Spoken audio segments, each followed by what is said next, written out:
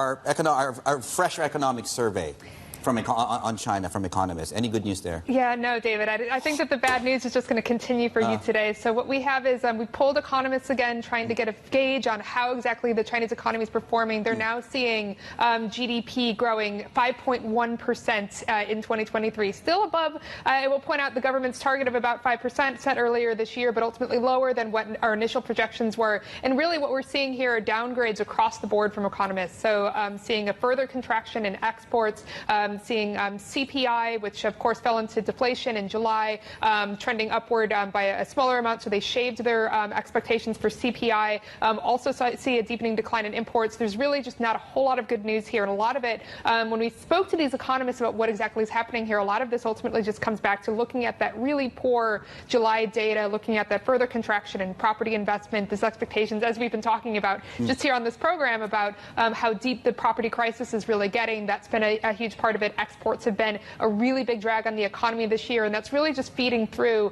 to a lot of these downgrades for major economic indicators, including GDP. Okay, now, so just a couple of other questions. We can tie this together. I think there's local reports suggest that we could get a triple R cut. That's first part of the question. When?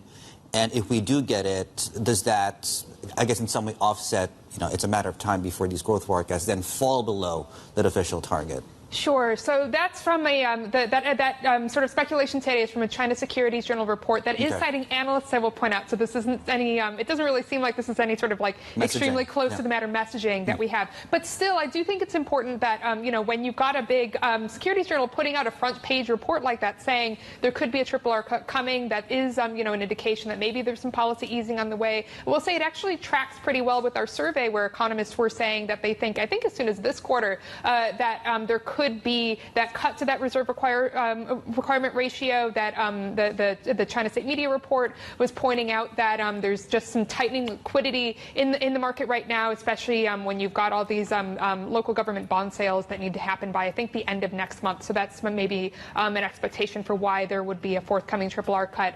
But ultimately, I think that the other thing that was really interesting in there as well was that this expectation that maybe there could be another policy rate cut before the end of the year. Our economists that we surveyed for Bloomberg were also saying similarly that there could be maybe another policy rate cut before the end of the year. I think the question, though, is whether that's really enough to get things going again, because as we've seen, we've had 2 rate cuts already this year. We've had 1 triple R cut. We're still sort of in the doldrums at this point. So maybe there needs to be more than that to actually deliver on.